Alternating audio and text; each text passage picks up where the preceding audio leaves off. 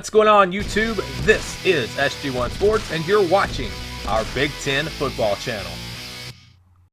Is Minnesota.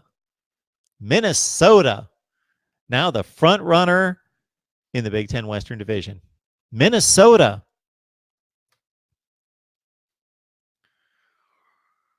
Row that boat, PJ.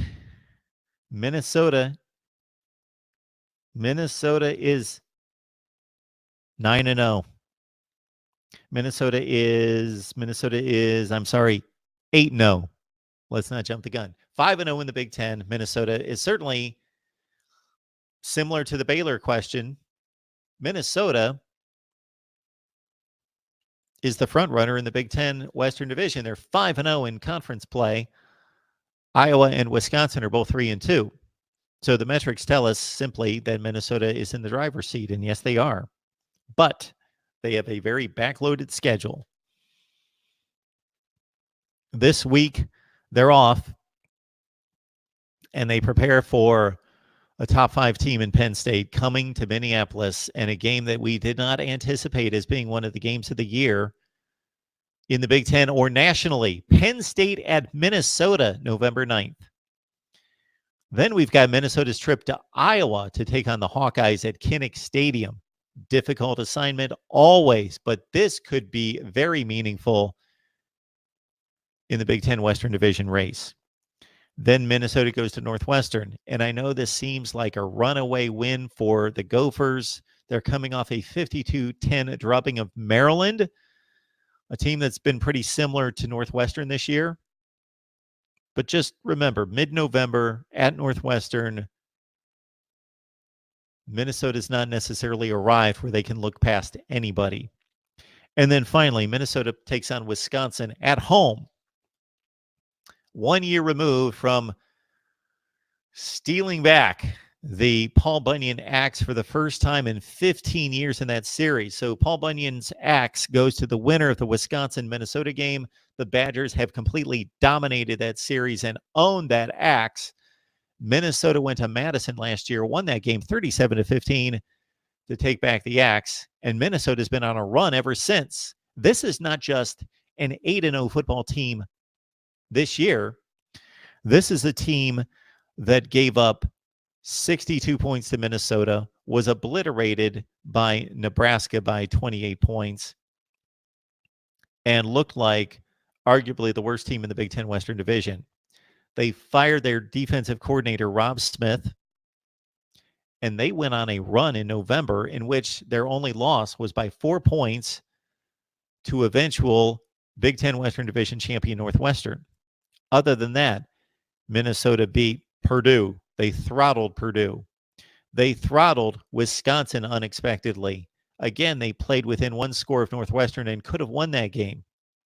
And then they played Georgia Tech in a bowl game and beat them 34-10. This program is on a roll going back to last November. They have been able to seize that momentum from the performance in the last month of the season in the bowl game and parlay that into a lot of close wins out of the gate. Yes, I will grant you that. They could barely get out of Fresno State with a win. A miracle finish, pulling off a 4th and long play to beat Fresno State down the wire. To be able to pull out wins against the likes of, South Dakota State in the opener at home. They needed a remarkable catch late in the game and force a turnover to win that one. Close wins for Minnesota to start the season. There was a stat out there that they had for an undefeated team after 5 weeks, the narrowest margin of point differential in the history of college football for a 5-0 football team. But now we see them pulling away and pouring it on and improving by the week. They crushed an Illinois team. They ran away from them in the second half, and that Illinois team has proven to be pretty darn good now after wins against Wisconsin and Purdue and hanging with Michigan. And then Minnesota went and beat Purdue, scored 38 points against the Boilers, and now they rubbed just Maryland through the muck and destroyed them 52-10. So Minnesota is starting to play much better football, and they've gained so much confidence from that early start and winning all those close games. This is a team that's currently dominating opponents after learning how to win close games early. They are dangerous, but the probabilities of them running through this gauntlet of Penn State, Iowa on the road, Northwestern on the road, and Wisconsin seems mighty difficult. So who can catch them? Wisconsin plays Iowa, at Nebraska, Purdue, and at Minnesota. Iowa takes on Wisconsin on the road. So that's a huge game coming up this weekend, of course. The winner of that game basically has knocked out the other team. So the loser of Wisconsin, Iowa is done with 3 losses.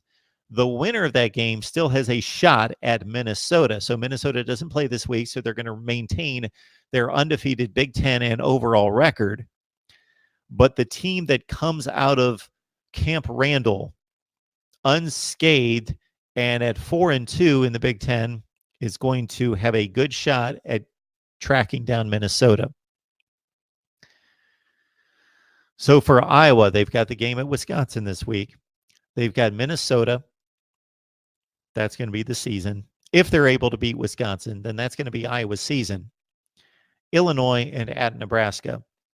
Of course, what Iowa and Wisconsin have to hope for is that Minnesota loses to Penn State. That's the most likely loss on the schedule. They need Minnesota to lose one other game, and then they need to run the table, the winner of the Iowa-Wisconsin game, and they'll catch Minnesota with 2 losses, 7-2 in the Big Ten, and win the tiebreaker.